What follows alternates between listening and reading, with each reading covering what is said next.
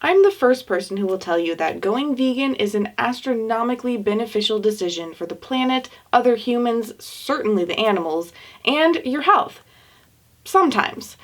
There are so many ways to eat vegan that in reality it doesn't always equate to glowing health.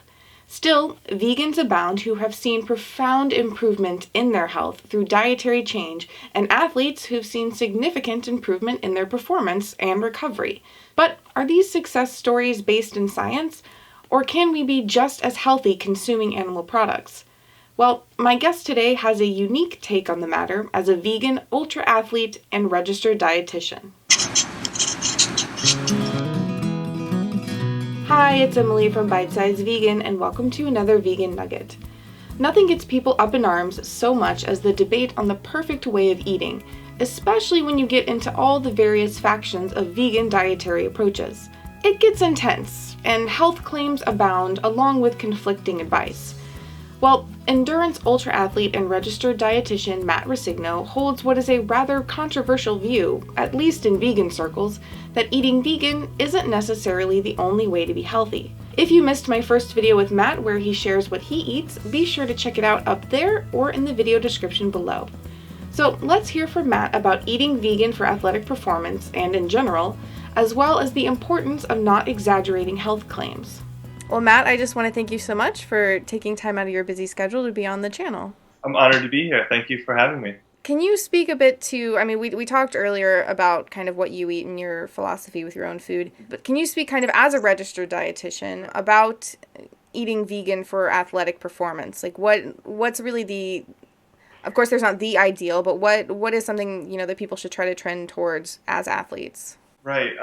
It's a great question, and it's something on my mind, especially right now, having just been at Vita VeganCon in Austin, where I gave a presentation about why we shouldn't exaggerate health claims in veganism, because being healthy and being vegan aren't the same thing, and the science is very complicated. And when I'm wearing my professional hat, the truth is you can eat animal products and be healthy. There are people who do it, and there are people who have got great results from paleo. They've lowered their cholesterol levels, which vegans say, no, they're eating all that meat, their cholesterol is going to skyrocket. It's like, well, there's some published research that says they've actually lowered cholesterol levels eating paleo. And we have to be realistic about these results and that they exist. And it's naive to think that the only way to be healthy is to be vegan. Now, with that said, of course, I'm an ethical vegan. And my stance is that you can be just as healthy while being vegan. And we have actual research that says people who eat more plant foods live longer, they have lower rates of chronic disease. All that stuff is based on good, actual peer-reviewed research. And that's great to have. And I think it really gives strength to our argument. But to say that you have to be vegan to be healthy, I don't think is true. And so for athletes, it's the same sort of thing where you can perform just as well. And we have the examples. We have Scott Jurek, Rich Roll, we have the whole Plant Build team, all those folks that are really kicking ass while being vegan. But to say that you are better to be vegan is, well, we don't quite have the research. We just have a lot of people who have given their own personal stories.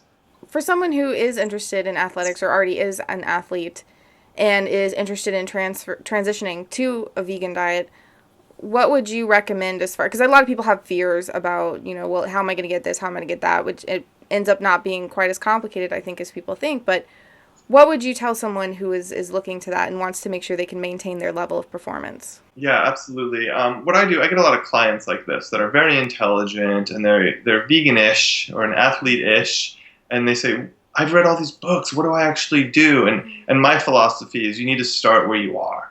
Do you really want to be raw and 80-10-10, or did you just read the book and you think it's great? Is this really practical for you? Do you have reasons to believe that this is better than any other way of eating? So it's all about starting where you are. Can you veganize the stuff that you're already eating and see how that feels? If you like broccoli and you're familiar with cooking broccoli, add it to more things. Eat more of it. If you want to do some meat substitutes for a little while, go right ahead. If you want to keep doing them, go right ahead. Just make sure that you are indeed eating actual fruits, vegetables, whole grains. Beans are very important for vegans and especially athletes. Lots of nutrients, lots of protein, all those amino acids. It's really an important part of a healthy vegan diet, in my opinion. You read about how they have kind of like anti-nutrient agents, and if you soak them, then it takes that out. Is that something that you ascribe to or that you know much about? Do you do that with your own?